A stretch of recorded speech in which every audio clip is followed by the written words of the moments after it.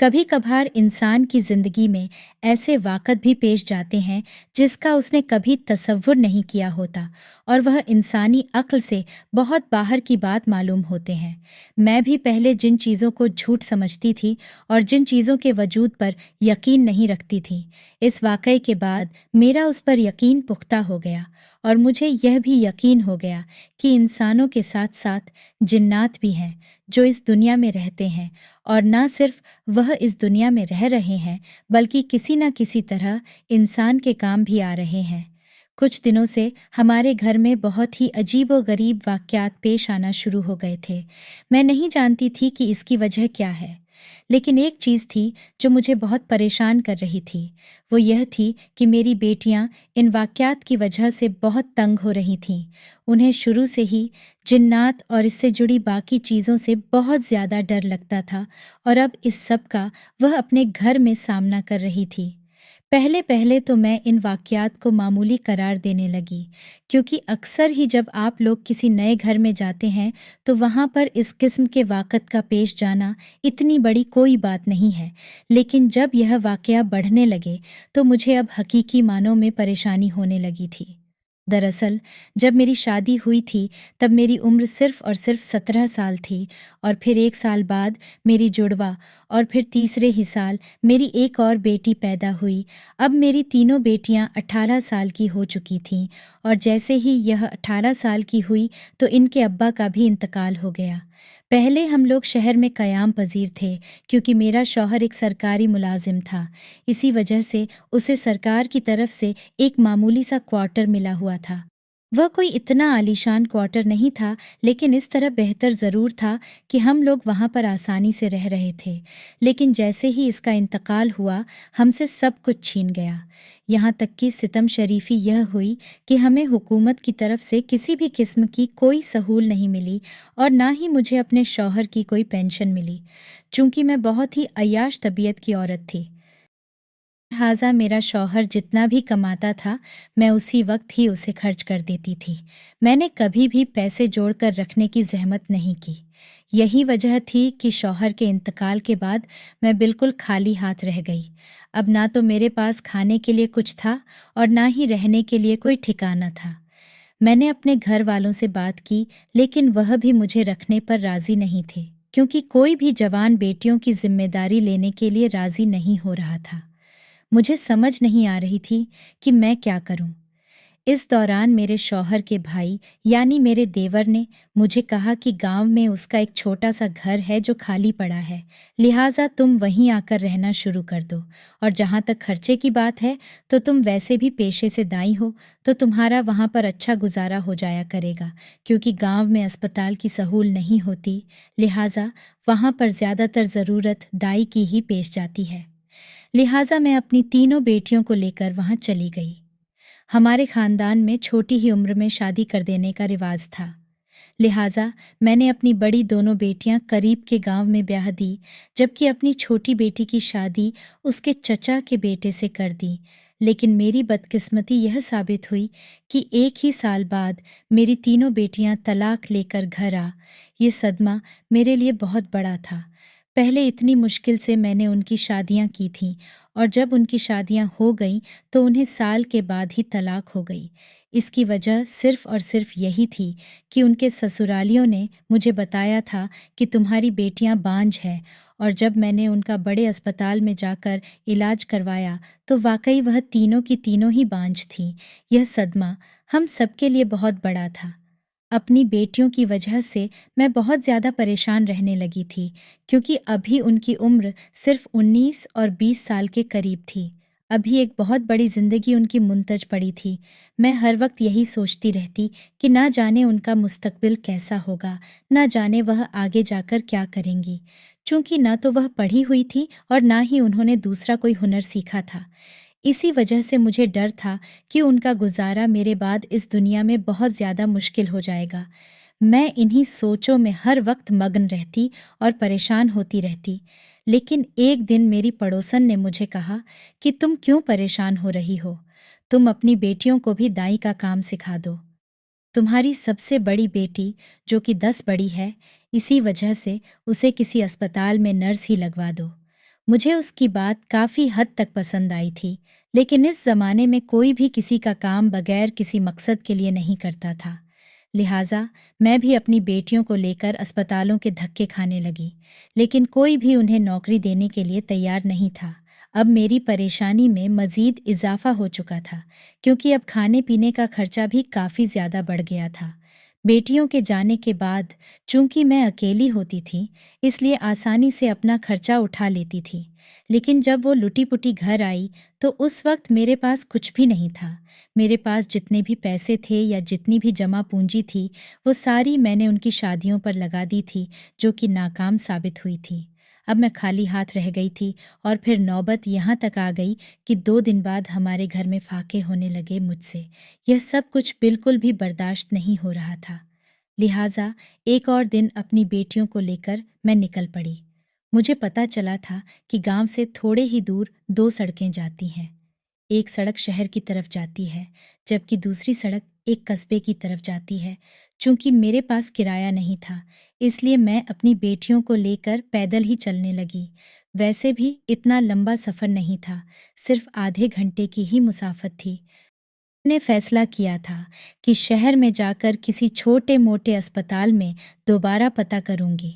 हो सकता है कि वहां पर मेरी किसी बेटी को नौकरी के लिए रख लिया जाए। लेकिन जब मैं उन सड़कों पर पहुंची, तो मैं भूल गई कि दाएं तरफ वाली सड़क शहर की तरफ जाती है या बाईं तरफ वाली सड़क, और फिर मैं रास्ता भूलकर कस्बे वाली सड़क की तरफ चल निकली। लेकिन जैसे ही मैं आधे रास्ते में पहुंची, मेरी हैरत की इंतहा ना रही, क्योंकि वहां पर जंगल से ही थोड़े फासले पर एक बहुत बड़ा अस्पताल बना था। यह अस्पताल मैं जिंदगी में पहली बार देख रही थी। वह देखकर मुझे बहुत ही खुशी महसूस हुई। ना जाने क्यों मुझे लगने लगा था कि अब मेरी बेटियों को यहाँ पर ज़रूर नौकरी मिल जाएगी।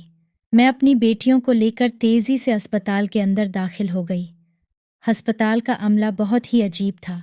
वह सारे ही मुझे बुरी नज़रों से घूर रहे थे। उनकी नज़रों से मुझे खौफ आने लगा। यूं लग रहा था जैसे वह हम तीनों को जिंदा निकल जाएंगे। हम तीनों उनसे बचते बजाती काउंटर की तरफ बढ़ गई थी, जहां पर एक मर्द बैठा हुआ था। बिलाशुबह वह बहुत ही हसीन लड़का था। इससे पहले ऐसा हसीन लड़का मैंने अपनी सारी जिंदगी में नहीं देखा था, और वह किसी और ही मुल्क का मालूम होता था। बल्कि अगर मैं यह कहती कि वह किसी रियासत का शहजादा लगता, तो इसमें भी कुछ गलत बात नहीं थी। लिहाजा अपनी बेटियों को लेकर मैं उसके पास चली गई। हम तीनों को देखकर पहले तो वह हैरान हुआ और फिर मुस्कुराकर कहने लगा, मैं आपकी क्या मदद कर सकता हूँ? मैंने उसे बताया कि हम यहाँ पर नौकरी के लिए आए हैं। मेरी बात सुनकर वह मजीद गहरे अंदाज में मुस्कुराने लगा और कहने लगा, आपको नौकरी मिल गई है। आप अब कल से यहाँ पर आ सकती हैं। उसकी बात सुनकर मुझे बहुत हैरत हुई। मुझे इस चीज़ की बिल्कुल भी उम्मीद नहीं थी, जितना बड़ा यह अस्पताल था और जितना अजीब इसका अमला था। मुझे तो लग रहा था कि यहाँ पर नौकरी होना मुश्किल नहीं, बल्कि नामुमकिन है। लेकिन उसने बगैर हमसे कुछ पूछे, बगैर कुछ बताए, सीधा सीधा कह दिया कि आप कल से नौकरी पर आ सकती हैं। मैंने उसे मज़ीद मालूमात लेना चाहे तो उसने मुझे कह दिया कि आप साथ वाले कमरे में चली जाएं। वहां पर आपको सारी मालूमात तफसील से मिल जाएंगी। मैं अपनी तीनों बेटियों को लेकर उस कमरे में चली गई। मुझे वहां पर बहुत ही अजीब महसूस हो रहा था। यूं लग रहा था जैसे मैं एक नई दुनिया में आ गई हूं। इस कमरे के अंदर ही एक और खूबसूरत नौजवान पैदा हुआ था, जो बाहर के नौजवान से भी ज्यादा खूबसूरत था। हम तीनों को देखकर वह भी मुस्कुराने लगा और कहने लगा, हम कब से यही ख्वाहिश कर रही थे कि इंसानों को यहाँ पर रखना शुरू कर दे। उसकी बात सुनकर मेरा दिल तेजी से धड़का और मैं उससे पूछने लगी कि आपका इंसानों से क्या मतलब है? क्या यहाँ पर जो काम कर रहे हैं वह इंसान नहीं है? मेरी बात सुनकर चंद लम्हे के लिए वह खामोश हुआ और फिर गहरी नज़रों से मेरी तरफ देखने लगा। उसकी नज़रें बहुत बहुत ही अजीब सी थीं। अचानक उसकी नज़रें चमकीं और फिर वह खिलखिला कर हंसते हुए कहने लगा, अरे अरे, आप मेरी बात का मतलब किसी और अंदाज में ले गई है। मैं यहाँ पर अच्छे इंसान कहना चाहता था, लेकिन मेरे मुंह से सिर्फ इंसानों ही निकल गया। खैर, आपसे मिलकर मुझे बहुत खुशी हुई है। दरअसल हम काफ़ी अरसे से यह कोशिश कर रहे थे कि यहाँ पर नया अमला रखें, क्योंकि पुराना अमला अब काफ़ी ज़्यादा निकम्मा हो गया है और वह काम को सही तरीके से अंजाम नहीं देता। और अगर नया अमला हमें औरतों की सूरत में मिल जाए तो यह तो और भी ज़्यादा अच्छी बात होगी। उसकी बात सुनकर मैं खुश हो गई और उससे कहने लगी, आप बेफिक्र हो जाएं। हम माँ बेटियां आपको किसी भी किस्म की शिकायत का मौका नहीं देंगे। मेरी बात सुनकर वह मुस्कुराने लगा और कहने लगा, हमें तुम इंसान औरतों से इसी चीज़ की ही उम्मीद है। तुम लोग बहुत ज़्यादा रहमदिल होते हो। इस बार मैंने उसकी यह बात नहीं पकड़ी थी, क्योंकि मुझे यूं लगने लगा था जैसे उसे ऐसे ही बात करने की आदत है। लिहाजा फिर उसने हमें हमारी तनख्वाह के बारे में बताया, जिसे सुनकर मेरी आंखें पूरी की पूरी खुल गईं। वह हमें हमारी सोच से भी ज्यादा रकम दे रहा था, लेकिन उसके साथ साथ वह यह भी कह रहा था कि हमारे अस्पताल के कुछ रूल्स हैं और कुछ पॉलिसीज हैं जिन्हें आपने फॉलो करना होगा। मैंने उससे कहा कि आपको फ़िक्र करने की ज़रूरत नहीं है, हम आपकी हर तरह के रूल्स को फ़ॉलो करेंगे। मेरी बेटियों ने भी मेरी हाँ में हाँ मिलाई थी। अब उनका मुस्तकबिल भी दोबारा से ठीक होने जा रहा था। मुझे यकीन था कि एक बहुत ही ज़बरदस्त मुस्तकबिल हमारा मुंतज़ होगा। लेकिन मैं नहीं जानती थी कि इस अस्पताल में काम करने के बाद मैं अपने आप को कितनी बड़ी मुश्किलात में फंसा लूँगी। और फिर उस दिन हम माँ बेटियाँ खुशी खुशी घर आ गईं। उनकी तमाम बातें बिल्कुल ठीक थीं। हमने उनकी तमाम शर्तें भी मान ली थीं। लेकिन एक शर्त मुझे थोड़ी सी अजीब लगी थी। वो यह थी कि वह मुझे कह रहे थे कि हम माँ बेटियों ने इस अस्पताल के बारे में किसी को भी नहीं बताना। अगर हमने किसी को इस अस्पताल के बारे में बताने की कोशिश की तो फिर वह हमें नौकरी से निकाल देंगे। लिहाजा यह सुनकर मुझे काफ़ी हैरत हुई थी, क्योंकि अक्सर लोग तो यही कहते हैं कि अगर आपको कोई अच्छा सा या बेहतर इंसान मिले तो आप उसे हमारे अस्पताल में या फलानी जगह पर नौकरी के लिए लेकर आइएगा। लेकिन यहाँ पर तो कहानी ही उल्टी थी। खैर, जो कुछ भी था, हमें इन बातों से फ़र्क नहीं पड़ना चाहिए था। मैंने भी अपनी बेटियों को यही समझाया कि तुम लोगों ने इस बारे में किसी को भी नहीं बताना, और अगर कोई पूछे कि कहाँ पर जाते हो तो भी यही कोशिश करनी है कि बात डाल दी जाए या फिर यह कह दिया जाए कि हम नौकरी ढूंढ रहे हैं, लेकिन हमें कहीं भी नौकरी नहीं मिल रही। लिहाजा उन्होंने भी हाँ में सर हिलाया। वह भी बहुत ज़्यादा खुश लग रही थी। थोड़े अरसे पहले तक जो उनके चेहरे पर उदासी फैली हुई थी वो भी एकदम से खत्म हो गई थी। मुझे अपनी बेटियों की किस्मत पर बहुत दुख होता था और बहुत ही रोना आता था। अगर मेरा बस में होता तो मैं अपनी बेटियों का नसीब बहुत अच्छे तरीके से लिख देती। लेकिन कुछ चीज़ें इंसान के बस में नहीं होती, जिसमें से एक चीज़ यह भी थी। लिहाजा हम लोग उस दिन जल्दी ही घर वापस आ गए। लेकिन घर आने से पहले उन्होंने हमें कुछ पैसे भी दिए थे और कहा था कि जब तक आपको तनख्वाह नहीं मिलती तब तक आप इससे गुजारा कर लीजिएगा। हम यहाँ पर आने वाले हर इंसान के साथ ऐसा ही सलूक करते हैं। लिहाजा हैरान होने की या परेशान होने की कोई बात नहीं है और ना ही हमारी नीयत पर शक करने की ज़रूरत है। उस शख्स ने इंतहा मुस्कुराते हुए कहा था। उसकी बात सुनकर पहले तो मैं मुस्कुराई, लेकिन फिर शर्मिंदा हो गई, क्योंकि मैं वाकई उनकी नीयत पर शक कर रही थी। मैं यही समझ रही थी कि शायद किसी गैर कानूनी सरगर्मी में मुलस है और हमें भी मुलस करना चाहते हैं। लेकिन अब उसने खुद ही अपनी बातों से मेरे शक को दूर कर दिया था, और जितनी वहाँ पर आवाम थी और जितने ज़्यादा लोग वहाँ पर इलाज के लिए आए हुए थे, इससे बिल्कुल भी नहीं लग रहा था कि वह कोई फ्रॉड कर रहे हैं या किसी के साथ किसी भी किस्म की ज्यादती कर रही है। लिहाजा मेरे तमाम डर मेरे दिल से रुखसत हो चुके थे। वह पैसे लेकर उस दिन मैंने अपनी बेटियों को बहुत ही अच्छा खाना खिलाया। तो उस दिन हम माँ बेटियों ने पेट भरकर खाना खाया था। घर में एक सुकून का माहौल था और हर तरफ खुशी ही खुशी थी। लेकिन फिर अचानक ही एक बहुत ही अजीब बात हुई। मेरी सबसे छोटी बेटी, जो पहले पल्ले बहुत शौक से खाना खा रही थी, अचानक ही उसने खाना जोर से जमीन पर फेंक दिया। उसकी यह हरकत देखकर पहले तो मैं हैरान हुई और फिर मुझे गुस्सा आने लगा, क्योंकि मैं रिज़्क की बेहुरमती से हमेशा से ही जड़ती थी। लिहाजा मैं उसकी बेइज्जती करने लगी कि तुमने ऐसा क्यों किया। मेरी बात सुनकर वह हैरत से मेरी तरफ देखने लगी और कहने लगी, मैंने यह सब नहीं किया। मैंने अपनी बाकी बेटियों की तरफ देखा, जो हैरत से उसी की तरफ देख रही थी, क्योंकि उन्होंने अपनी आंखों से यह मंजर देखा था। मैंने उसे कहा कि अब तुम मेरे चेहरे पर झूठ बोल रही हो। हालांकि थोड़ी देर पहले तुमने खाने को जोर से जमीन पर पटका है। क्या इतने अरसे बाद खाना तुमसे हजम नहीं हुआ? मैं इंतहा गुस्से में आ गई थी, जबकि वो मुसलसल यही कह रही थी, अम्मी, मेरी बात का यकीन करें, यह मैंने नहीं किया, बल्कि मुझे तो पता ही नहीं है कि यह सब क्या हो गया है। और यह कहकर वह फूट फूट कर रोने लगी। उसे रोता देखकर मेरा दिल दोबारा से नरम पड़ा। मैंने उसे कहा, ठीक है, मुझे लग रहा है कि तुम्हारी तबीयत खराब है, लिहाजा बेहतर यही है कि कमरे में जाकर थोड़ी देर के लिए आराम करो। मैंने उसे कमरे में भेज दिया, जबकि अपनी बाकी दोनों बेटियों से इस मामले में बात करने लगी। लिहाजा मेरी सबसे बड़ी बेटी ने मुझे बताया कि अम्मी फिक्रमंद होने की ज़रूरत नहीं है।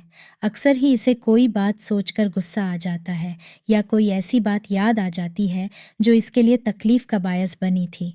फिर उसके बाद उसे समझ नहीं लगती और यह कुछ भी कर गुजरती है।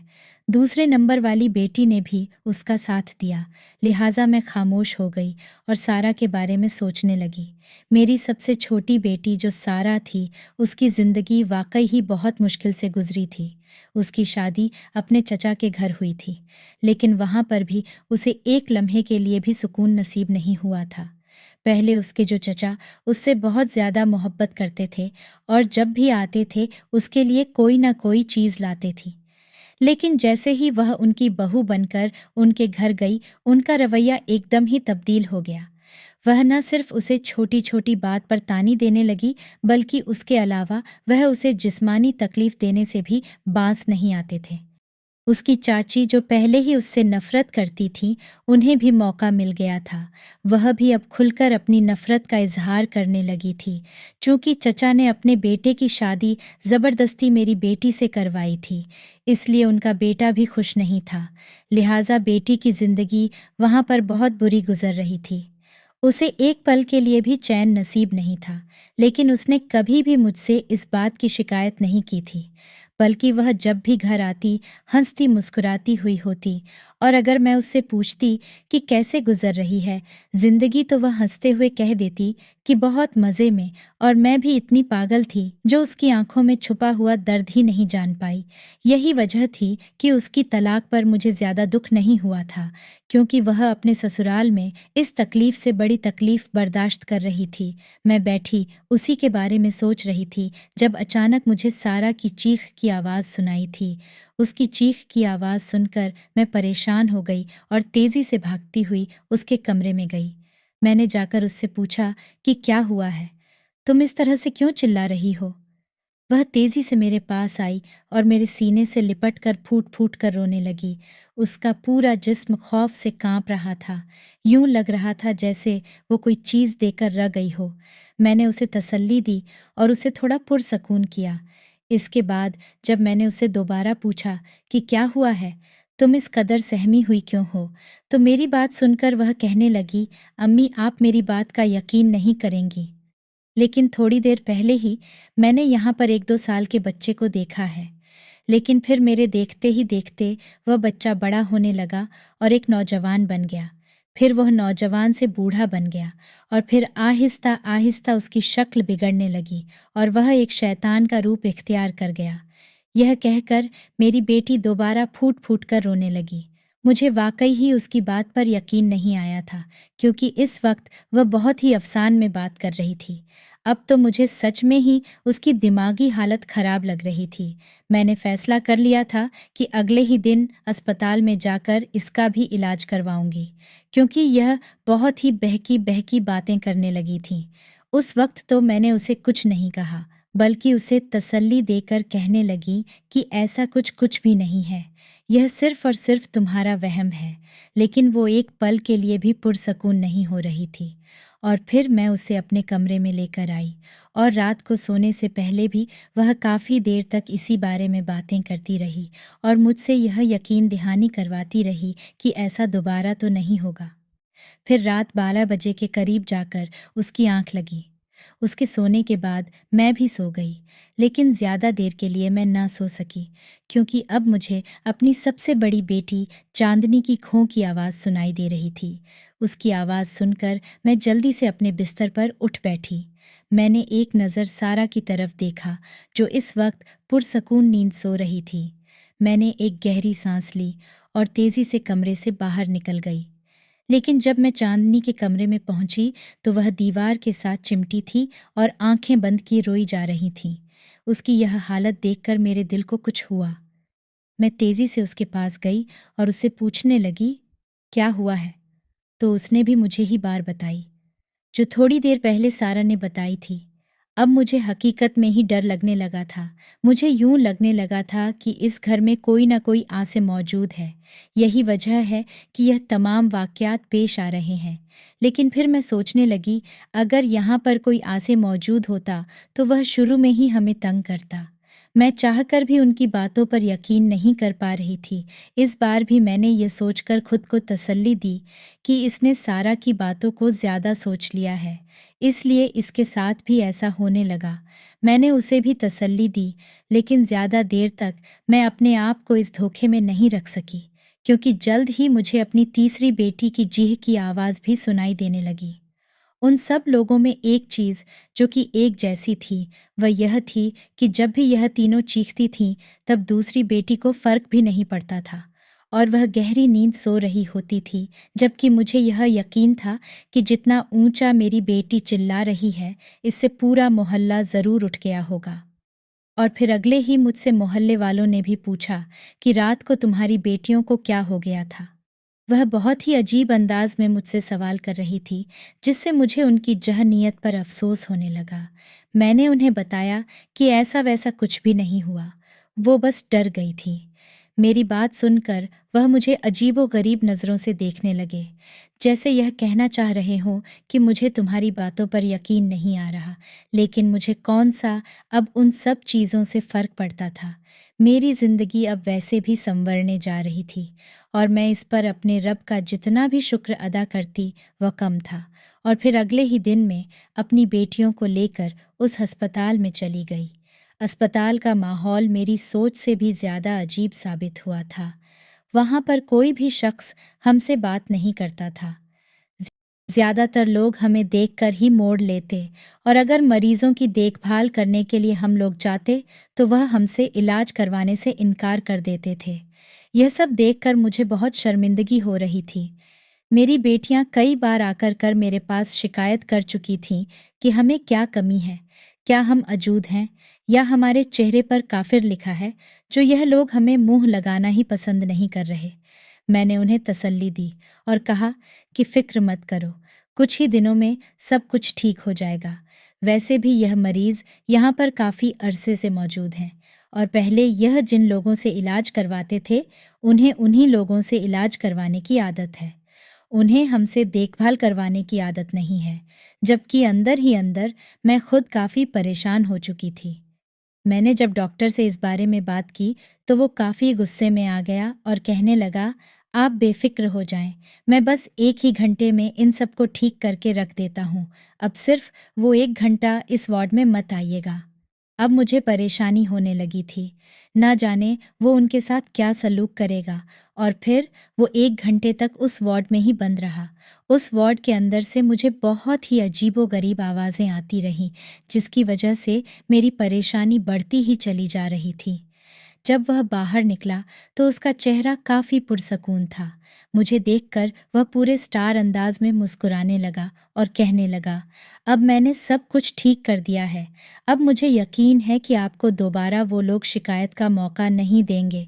और फिर हैरतनाक बात यह हुई कि उसके बाद लोग न सिर्फ हमसे प्यार से बात करने लगे, बल्कि अब वह हमें पहले की तरह घूरते भी नहीं थे। हमारे लिए बस यही काफ़ी था, क्योंकि हम चाहते थे कि हम जिस माहौल में काम करें वह बस थोड़ा सा अच्छा हो। मेरी बेटियों को डिलीवरी वार्ड में नौकरी मिल गई थी, जहां पर वह औरतों की नॉर्मल डिलीवरी किया करती थी। शुरू में तो उन्होंने बड़ी डॉक्टर के साथ मिलकर काम किया, लेकिन फिर बाद में वह खुद ही इस काम में माहिर हो गई।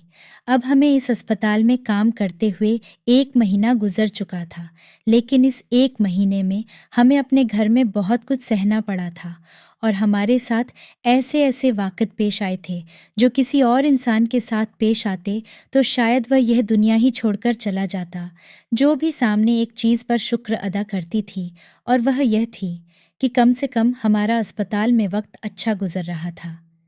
यहाँ पर हमारे साथ कोई भी अनहोनी नहीं होती थी, लेकिन जैसे ही हम घर जाते, यूँ महसूस होता था कि वहाँ पे और रहने वाले जिन्नात पहले से ही हमारे मुंतज़ हो, और फिर उसके साथ ही हमारे साथ अजीबो-गरीब वाक़त पेश होना शुरू हो जाते थे। पहले जब मेरी बेटियां मुझसे शिकायत करती थीं, तो मैं उनकी बात पर यकीन नहीं करती थी, और फिर एक दिन मेरे ने साथ ही एक वाक़या पेश आया, जिसे देखकर मुझे यकीन हो गया कि मेरी बेटियां जो कुछ भी कह रही हैं, वो सब बिल्कुल ठीक है। मैं अपने कमरे में लेटी आराम कर रही थी, जब अचानक ही मुझे एक लड़की के रोने की आवाज़ सुनाई दी। यह आवाज़ सुनकर मैं चूम गई। मुझे यही लगा कि फिर मेरी कोई बेटी डर गई है। लिहाजा यह देखने के लिए मैं कमरे से बाहर निकली, लेकिन वहाँ पर मुझे कोई भी नज़र नहीं आ रहा था। फिर मैं अपनी बेटियों के कमरे में आ गई। मैंने देखा वो भी गहरी नींद सो रही थी। मैंने उसे अपना वहन करार दिया और दोबारा अपने कमरे में वापस जाने लगी। लेकिन अभी मैं रास्ते में ही थी, जब मुझे अपने पीछे से दोबारा रोने की आवाज़ सुनाई देने लगी। मैंने पीछे पलटकर देखा तो वहाँ पर एक नौजवान लड़की खड़ी थी, जो कि अपने चेहरे पर हाथ रखे फूट फूट कर रो रही थी।